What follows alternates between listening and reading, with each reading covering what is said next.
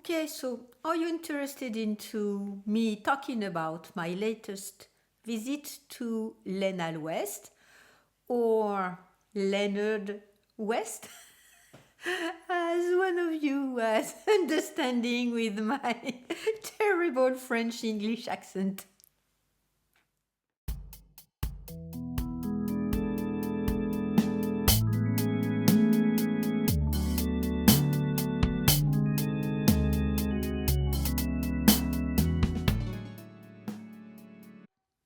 So hello everyone, welcome or welcome back to my very small place on the internet where I talk about my knitting and my knitting life.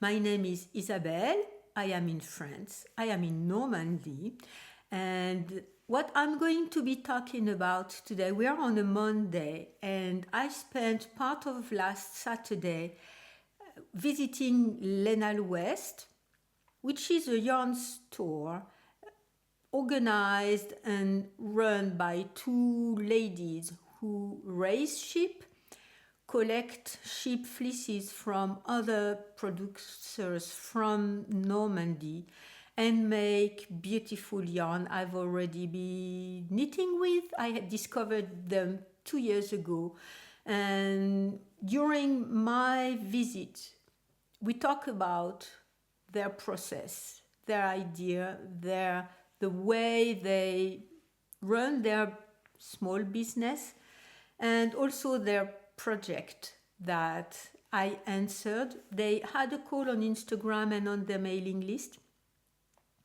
to have people, real people, knit with the yarn patterns they had selected on the drops site because they have the right to redistribute the pattern to the people who would buy the yarn, and they would have real model, real life people who have knit with their own yarn the patterns from that they can distribute, and so to give ideas to people who would come and buy their yarn.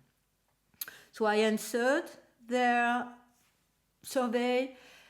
There were something like 300 people or 400 people answering. They selected 30 people and I was in one of them. So I'm going to show you the yarn that we have selected together, the pattern that we have selected together, and I'm going to talk about a little bit more about their project. So if that sounds good to you and if this is of some interest to you, please stay tuned. Okay, so first, what am I wearing? I am wearing my Laurenson vest. If you've been following, I transformed the Laurenson sweater that I love.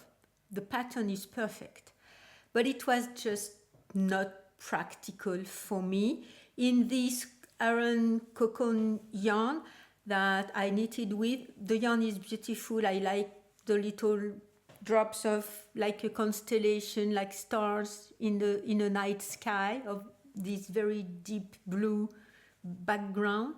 But the sleeves were very bulky. That's the pattern. The pattern calls for puff sleeves and short. And if to make it short, because I've talked about it already in previous videos, bulky short sleeve or elbow length sleeves were not practical for me at all. They would not fit under my winter coats. They would be too short and I would be cold in my forearms. So I was not wearing the sweater. I decided to remove the sleeves and turn it into a vest, which I've done with lots of adventures. I ended up unraveling part of the back, so I reknit the whole thing down from about here, and I made twice the borders because I did not like the first time around. But now I love it and I've been wearing it a lot. And I was wearing it when I went to Laine À l'Ouest. So I'm going to stand up. What I'm wearing it with, I was wearing it with today at work. It was with my Dotted Rays by Stephen West. It's an off-white shawl, colored shawl. The yarn was a gift from Rosemary from Australia. And this shawl, I have to say, I wear it a lot too, because this off-white color goes about with about everything. So I'm gonna stand up and you're gonna be seeing the Lorentzen vest as I'm wearing it.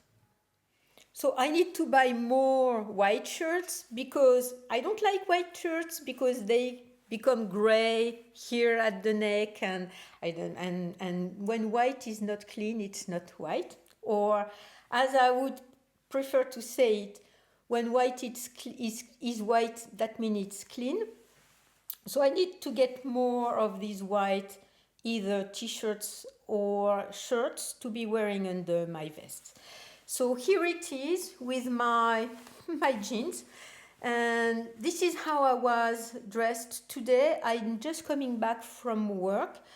The temperatures are not that cold, so I was wearing a coat, a winter coat, with the white or off-white dotted rays. It's a perfect combination for this time of year, with some kind of comfort around my neck, around my own body, but the sleeves are much cooler and it's just perfect. So now I need to work on the other Lorentzen sweater I have, which is with yellow mohair, but I'm already wearing that one a lot, and I wore it almost every day since I finished it.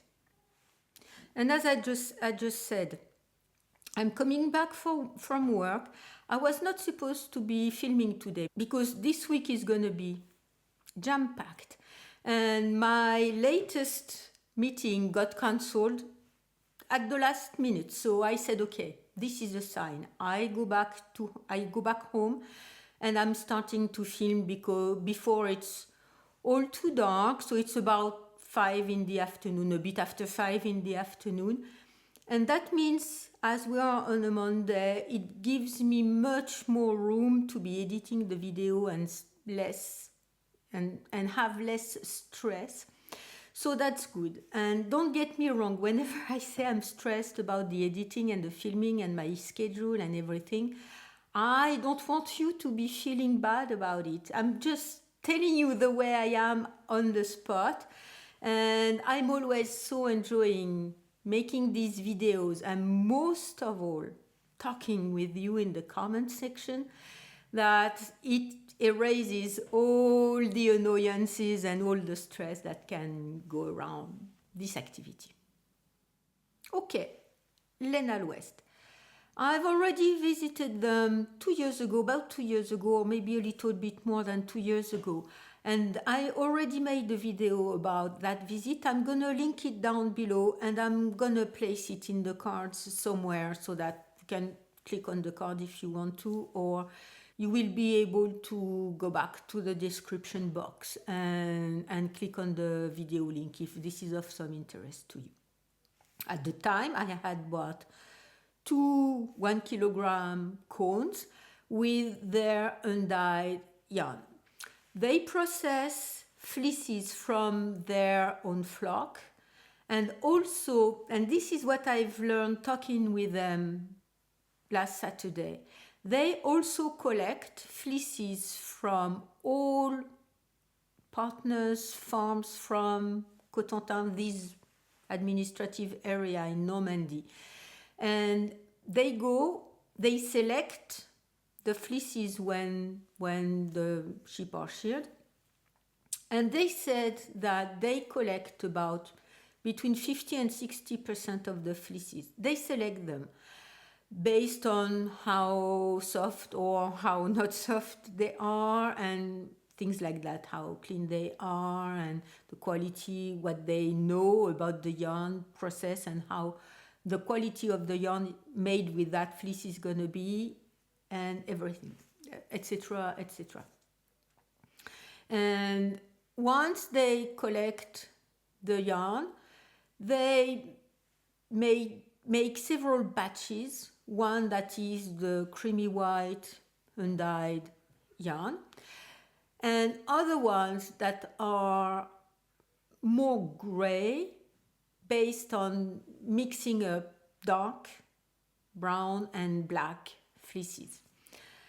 They make their gray bases in their different yarn weights only every 2 years because there is not enough dark fleece, black and dark brown fleeces to be making gray yarn every year for all the yarn weight. So they produce gray yarn, their gray base, every other year. Okay, so I had bought two 1 kilogram cones. Sorry, I'm on the 100 gram scale, and no, 1 kilogram cone of each the creamy white undyed and the gray undyed in the sports weight. And you've seen me wearing and talking, and I have videos talking about these sweaters and one sleepover I made. The first one I made was the Highland Thistle sweater by Caroline Holbrook. I love that design very much, and it was very fun to knit. The only modification I made was I split the hem, and I haven't worn it much this year because I like to wear it over dresses, and I haven't been wearing dresses that much because the weather has not been working with winter dresses. It was too cold, too damp. Anyway, so that was the first sweater I knit with the gray base, which is Fleur de Sel. I haven't said that. The second one I made was the Hemsworth vest or slipover by Isabel Kramer. And I'm waiting for some pictures with the Hemsworth because one of the lady at Laine À L'Ouest took the vest, and there is a very old church nearby with stones there are some clear ones, some dark ones. So she took the vest and she asked me if she could make some pictures, and I said, okay, please do whatever you want. Just make sure you send me some of the pictures once you have made them. And I also wear this vest quite a bit. You haven't seen me wearing it that much on camera, but I can assure you that now that the weather is a bit warmer, I'm going to be wearing it a lot, the same way I'm wearing my Laurenson vest. And this lace motif was very, very fun to knit. I knitted per pattern as far as the motif and the general idea. As I was of gauge, I made my calculations. I made one mistake. I totally forgot, rookie mistake, that my row gauge was off. So my sleeve opening and the neck opening here is much lower and much wider than what the original pattern was calling for. Otherwise, I used the pattern, and I think my gauge was bigger in terms of I had less stitches than the original pattern called for. So I think I made the smallest size. I will check all of that, and I will write down below on the screen if this is not what I have been doing, but I think this is what I recall. And so that was the second piece. And the third piece I made with both colors, the Fleur de Sel and the natural color, is Barbara. Barbara is a sweater by Marian Isayer. Hello, Ramses, are you going to be coming? He's been around me a lot since I've been coming back. And this sweater is absolutely stunning. The book was a present by one of you, and you start in the back. You need up to the moment you need to add stitches for the sleeves. So you add stitches for the sleeve, and at some point you have both sleeves. So you're coming on my knees. On the needles, then you knit up to the neck opening, And once you need the neck opening, you need the front, which is here. And then you need up to the moment you decrease for the sleeves, and then you need the body, the front body. And you sew on the sides all of the pieces. So it's knit in one piece, but it's knit flat. And it's a bit reminiscent to me of the 70s sweater constructions that I used to knit when I was a teenager. The one modification, of course, I was off gauge and I forgot to take that into account when I was knitting the sleeves that are too long. So at some point, I think, because it's kind of bothering me to have to put the sleeves inside that way, to wear it. I don't like the way it looks here. And I need just to do it, cut it at the length I want and knit the border once again. Very rustic yarn, so I think it's okay to be cutting it and doing it that way. And I made the neck opening a bit less wide, so it was too wide on me before I knit the turtleneck or the little caul there. So I decreased quite rapidly to finally have this opening that I like, that is a bit tighter to my neck. Okay, so that's what I've made so far with their yarn. And I still have quite a lot of yarn. And I was thinking, what do I want to be making? Because what I like about their yarn, and it's what people talk about rustic yarn in general, this yarn is very dry. It's very dry. It could be deemed as rough for some people if you are afraid or if you do not like scratchy yarn on your skin.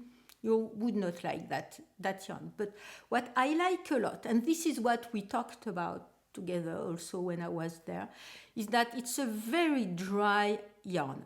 And in that damp and mild to cold weather in Normandy, where the humidity, whether it's raining or it's just very damp, the humidity gets into everything, everywhere, down to your own bones.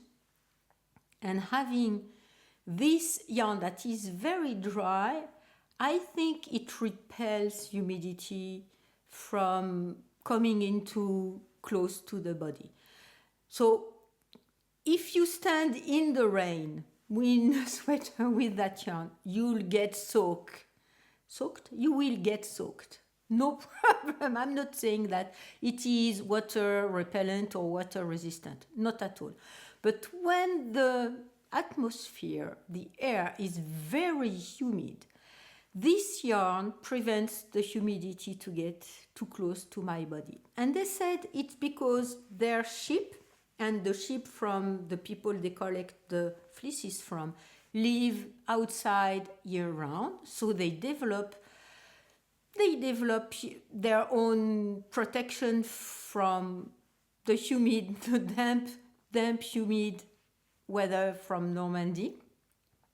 And they develop that quality that makes this yarn quite humidity resistant, I would say, and this is something I like a lot, aside from the fact that it's very dry to the touch and a little bit rough, and it produces garments that hold on themselves, hold together. They are not all drapey and sloppy, and no, they once you've knit them, they respect the shape you have chosen, and they stay that way. So that's what I like about their yarn. What I like also about their own project is that they have a conservation project about two of the breeds from Normandy that were going almost extinct, because they have a slow growth rate and people would prefer to have sheep that would grow faster so that they have bigger sheep sooner and they can sell them for the meat. And in Normandy we have that very special way we, not me, but people have that very special way to have sheep graze on grass that gets the sea coming up and going back down. So the grass is salty and the meat is naturally salty, and we call these moutons, sheep, de pré-salé, that are pre-salted and that are in fields that are salted. And it gives a very particular flavor to the meat. And this is the only reason these Normandy breeds were still there, because these are the only sheep breeds that are able to flourish and grow in these conditions. So they have a farm where they have a conservation project, a conservation process, a genetic conservation process to keep alive these very rustic breed from Normandy. And what I had not realized is that they also collect yarn from all the producers that they have a partnership with. So whenever they shear the sheep, they come, they select the fleeces and they collect them and they use them to make their yarn.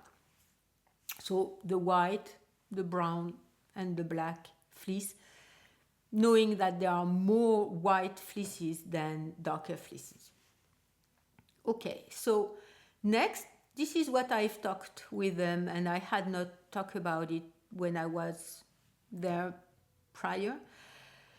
They wash their own fleeces. They wash it by themselves using only water and soap, mild products, and then they send them out to be carded and to be spun to make their own yarn.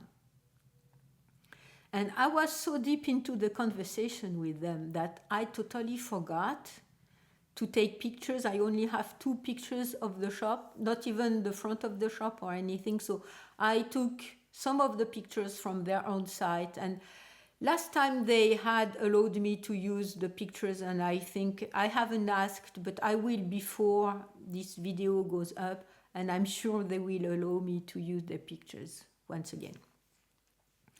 And we were talking, we talked for almost 2 hours. And so one of them, and I forgot, there was another person here who was there to get some yarn too, and I forgot to talk to the other lady, the 2 of them. So the one I talked to was in the movie industry in Paris, in the communication and advertisement and stuff like that, commercial and stuff like that. She decided she was going to leave Paris and her job. She went to what we call agricultural school. So it's before our baccalaureate. So she went to that school for a year, I think, before she started her own farm. So she had help to build the economical model around her own project and have people help her to find banks, loans and stuff like that. So they've been doing this for quite a long time now. So their activity allows both of them to be living off of it. They are not rich, but they do live their passion and in agreement with their own values.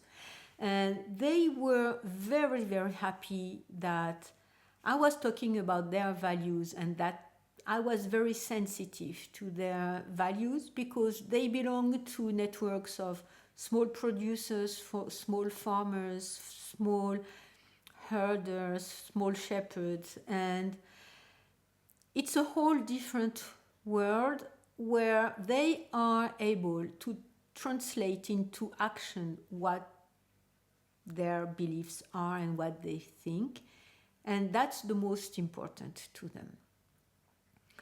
So the conservation of the environment and the impact on the environment is something that is very important to them. So that's why they have undyed and unprocessed yarn that they sell. They also have dyed yarn. And if you are anywhere watching videos or talking to people who dye yarn, you may know that dyeing on natural yarn with natural dyes is very difficult. I'm not a specialist, so I'm just talking. Maybe if I'm wrong, please comment down below and get me right. But a natural fiber like wool or your hair have scales. The keratin structure of the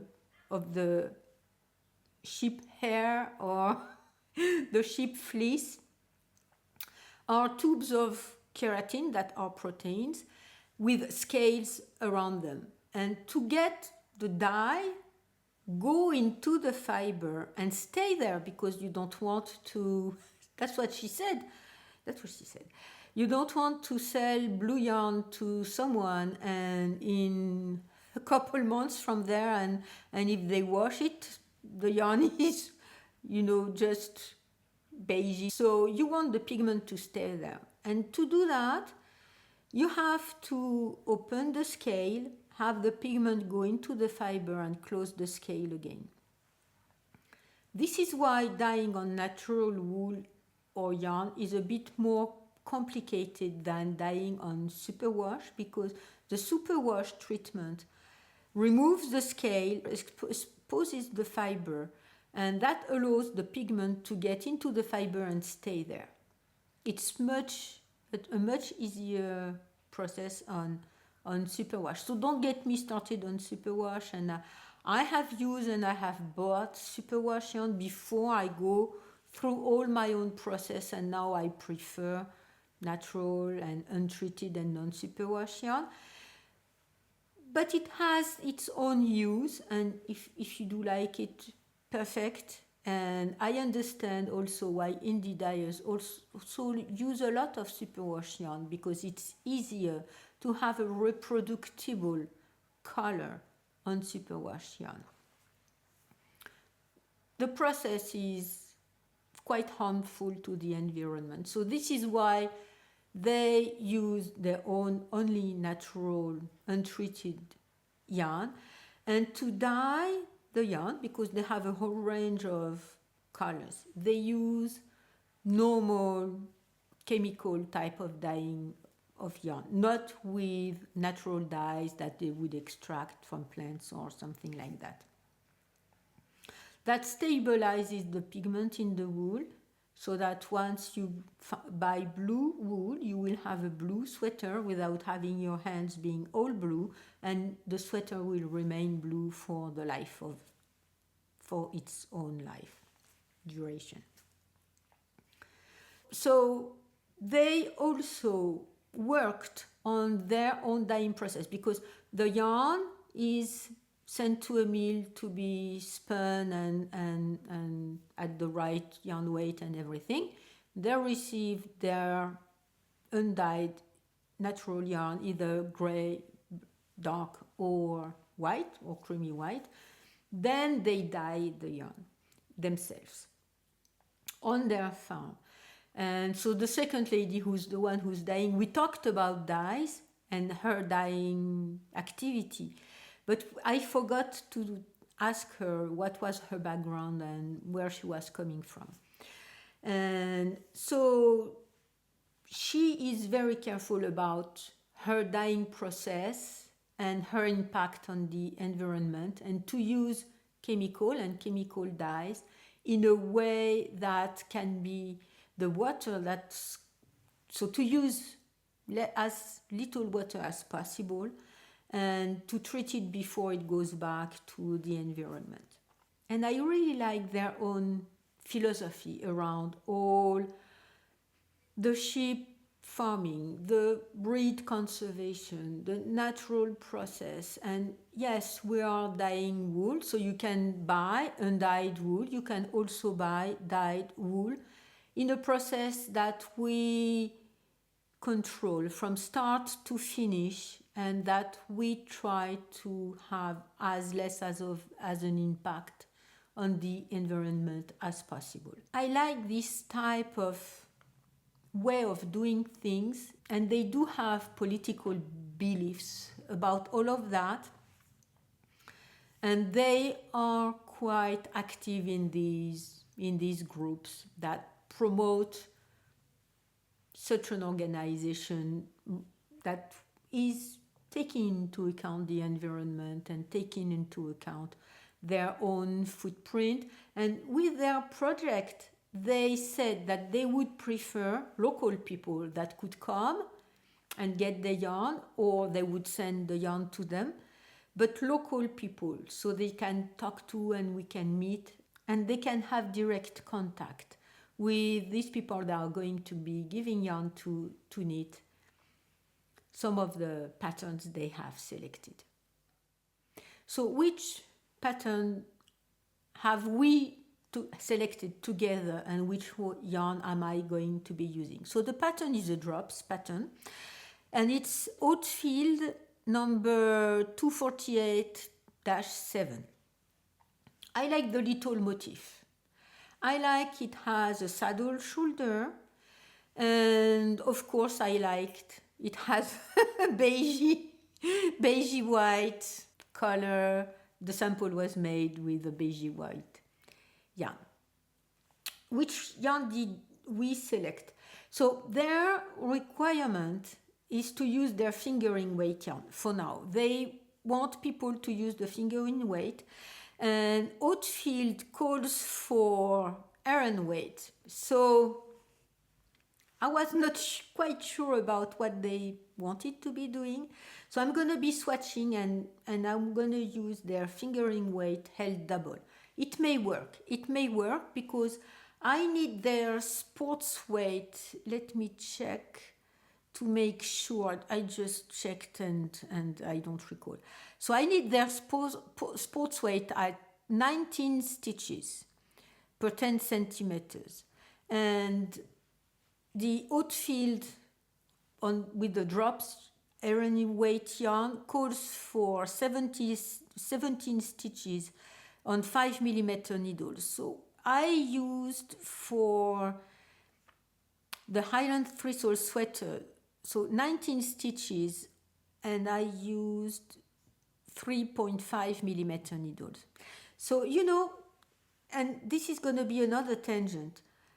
We have been discussing with several of you, either publicly down the comments down below or privately, about yarn, needles, needle sizes and gauge.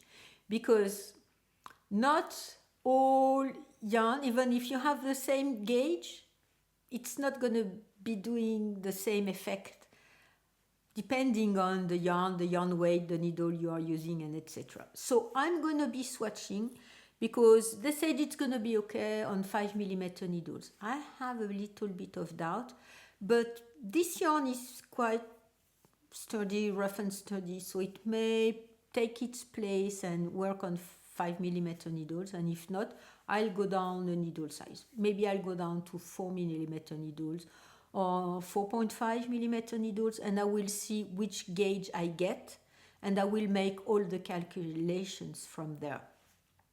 And when we were talking about gauge and needles and yarn, it's also because I have another project with my cashmere yarn, and I was looking at patterns with the same gauge I got from my little bandana that I used to gauge swatch, and I was quite surprised about what I got. So if you are interested into me showing you my process and talking with you about gauge and yarn and needle sizes, please tell me, because I sure can document all my own process and we can talk about that.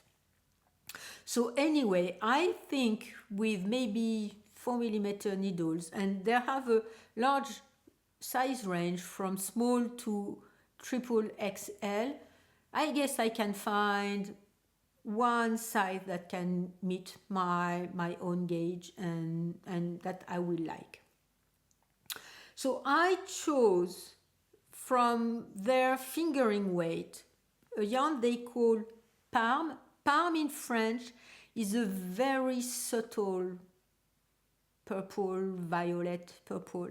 And you see, I'm going to try to show you because this is one of the skins that has the most. You can see it here. That has some of the most purplish color. So it's the gray base, a light gray base that they have dyed with purplish dye. So you see it's very, very subtle. Some other skins are almost only gray. So this one, for example, also has a bit more of this purple hue. It's so subtle. So I was hesitating between one that is a little pink, but it's more on the warm tones, on a yellow tone base, on a yellow base.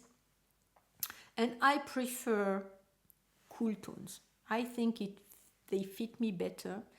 So we finally decided all together I was going to be using that. I have 8 skins, I think. Yes, I have 8 skins, so it's 100 grams. So I said, okay, just give me one band. And it's 100 grams, 390 meters, and they said needle size 2.5 millimeters or 3 millimeters. So I guess if I double it, I can go between, I'm almost sure I can go with 4.5 and maybe 5 millimeter needles. So I'll try to see which kind of gauge I get. So they say, so it's pure wool from Normandy, Laine À l'Ouest with their detail, their logo, and another one of their logos. So it's shepherdess, so that's the feminine, shepherdess and sheep all together. Okay, so this is the color I chose. So I'm going to be gauge swatching with a little, I also like in Oatfield, there is a little motif, which are not bubbles. I'm sick. So far, I'm not sick of bubbles. I've had plenty of bubbles with my over 1,000 bubble coal and not, coal or shawl I made. And I've had my dose. I've had plenty for quite some time. But I still like the look of little something here and there. And oatmeal at that. You can have a look, and you need 3 stitches together. You purl them together, you knit them together once again, and then you drop. So the 3 stitches are all together, and you still have 3 stitches on your needles, and then you continue. And you do this pattern every so often and here and there. So there is a whole scheme, there is a diagram that you can follow, and you can use that pattern in other knits if you like it. Okay, so that's Parme on the fingering weight. Yeah, when I was there, and I'm not going to be showing it to you because this is not for me, and I bought yarn for someone else, and so I don't know if I guess I will add that expense into my yarn by year, but it's not for me. So it's not into my 3 sweaters quantities that I've been allowing myself to be buying this year, as it's for someone else. But, and I don't like the word but this is a big but. I asked the lady who's in charge of the dyeing process if she would have of these aubergine color, very deep aubergine between deep violet, more on the blue side than on the red side, if she was going to be dyeing some. So she said, yeah, I may, because I'm underlying dyeing process in the next few weeks. So if you want some of them, I can make some of them. And I've asked her to dye me a sweater's quantity in these aubergine, dark violet with blue hues, to be knitting the Alary sweater by Paula Pereira. And Alary was in my want to buy list from 2023. This pattern has always lingered into my mind. It's always being there, and I've always wanted to knit it. When I was in the mohair farm in Olon in the Pyrenees last year, I know she also has a mohair cardé colorway that is this very dark purplish aubergine bluish type of hue, but she did not have any, and I'm not sure she's gonna make mohair cardé any longer, and I was a bit puzzled because I went there to buy that colorway, so she did not have it. Okay, so be it. But I've still had this in my mind. The sample is knit in dark gray. The original sample is in dark gray, but there is also another one that caught my attention that is maybe more on the reddish type of hues, and it's probably on a tweedy yarn, which is not going to be the case for Laine À L'Ouest. Her colors, her dyes are quite uniform on the deeper ones. Of course, you see that these ones are more subtle, and some parts have a deeper accent. Where is it? I'm not sure I can see it, but have deeper accents sometimes, but they are not tonals. They are quite uniform, and her deeper colors are also very uniform. So she will be dyeing a sweater's quantity, and most probably more, of her sports weight yarn in this dark purple tint. So Alary, I just see $20. Okay. Alary is knit with bulky yarn at 14 stitches with 6 millimeters needle. So I won't be using 6 millimeter needles with a sports weight, of course not.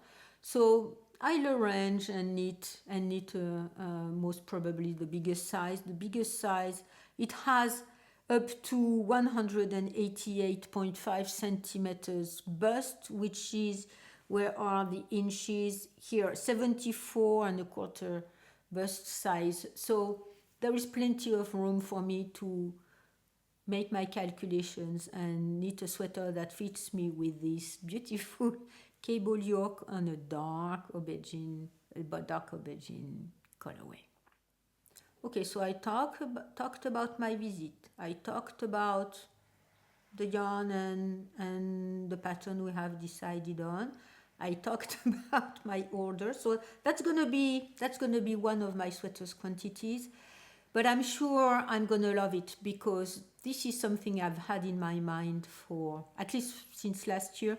When did the pattern, when was it published? In August 2023. So you see, August last year, I was in the Pyrenees, and I went with that idea to see the lady in the mohair farm to get her colorway that she was not having any longer.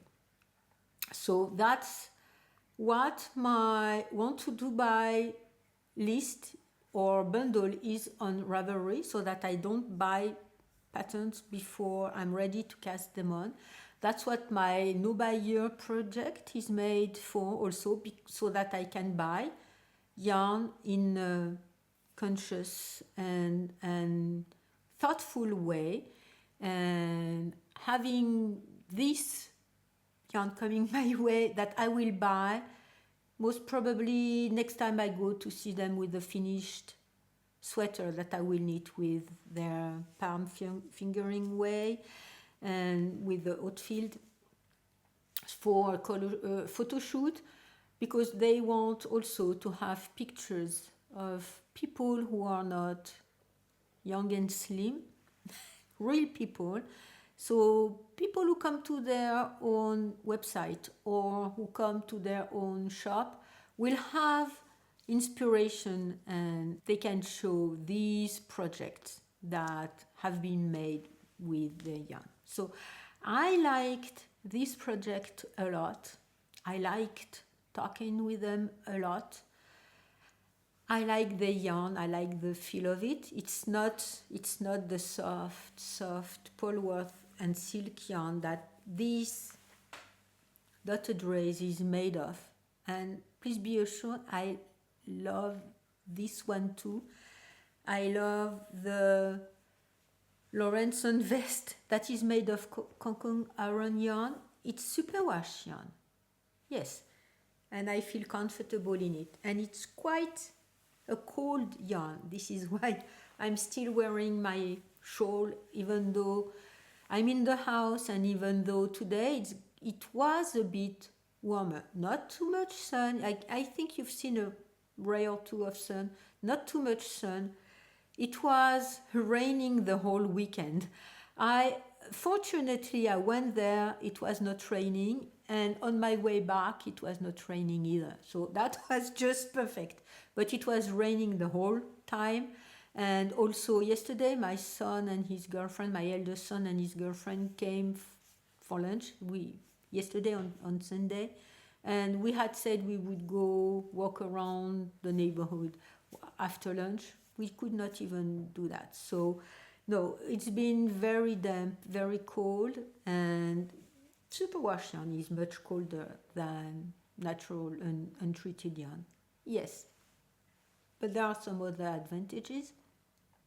And also, if you want, we talk about that, and I can talk about my process with this yarn, how I gauge swatch, and with the cashmere, and which pattern I choose, and how I make. I've already made a video about my own calculations when I need to adjust things. Please let me know. This is also going to be, I selected this pattern, I forgot to talk about it, because it has saddle shoulders.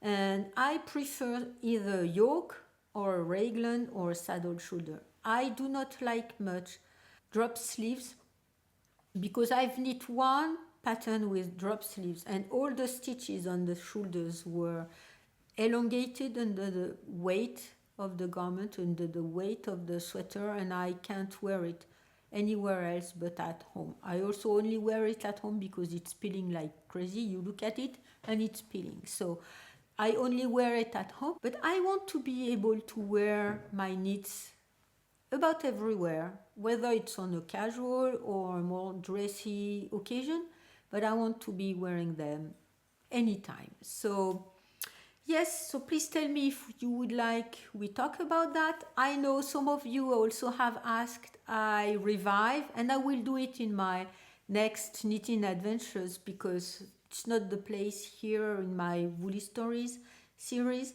I will also talk about the music and the series and what I'm watching when I'm knitting. I had this series in my Woolly News, but I don't have any more time to be doing the Woolly News about once a month, where I would gather everything that I've seen of and that was of some interest to me, and I would make a video about my Woolly News, and I would end up the Woolly News with who am I knitting with. I need to recall to do that after my knitting adventures video, because last time I had written down, talk about who you are knitting with, but the video was already going to be quite long, and I totally forgot to film that segment. So I will write it down once again for my next video. And I am so happy you are here with me, that you are subscribing and watching my videos and commenting and liking the videos. It's the whole point that we have this community where we can share our tips, our tricks. I thank everyone who's commented about the patterns and the process of knitting socks. And in particular, I will write your name here down below because I don't have it in my, I don't have your name or username in mind, who recommended me the sock pattern with pictures to show how, when you turn the heel of a sock, how it is. It helped me so much. So I'm now at the point where I need to start my heel, so I will talk about that next time, I hope, and I will be able to show you my progress. And yes, I hope your knitting is bringing you much joy and happiness. And please remember to place joy and happiness into your knitting, because it's not gonna come all by itself. And maybe just sitting and knitting is not gonna bring you joy and happiness all by itself, unless you think of it and you place joy and happiness into your stitches, into your garment, into the pieces that you are knitting and that you will be wearing, or that you will be gifting and other people will be wearing, because all of these contribute to our state of mind. And filming these videos brings me much joy too, because it's my foreseeing the comments and the exchange we are going to be having down in the comment section when I push the video to YouTube. And this part brings me much joy and happiness. And that makes also me feel that you are very real, that we are connected. And that's part of the reasons why I make these videos, to talk about, of course, my knitting experience and my knitting adventures and the different things I'm doing, but also because I feel connected to other people all around the world. And maybe some of you we are going to be meeting in real life. I'm not saying more because it hasn't happened yet and maybe it won't be able to happen, but I'm so looking forward to that. And if there was not that channel, and if it were not for that channel, I think that's the English way to say it, I would have never met you. Never. Ever. And I'm so grateful I met all of you, and you are bringing me much joy and happiness. So in the meantime, I do hope that you are able to take very good care of yourself, and I will talk to you next time.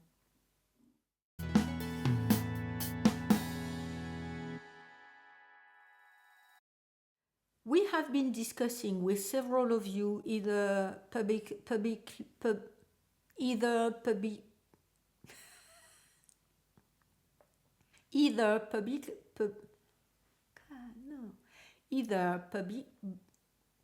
publicly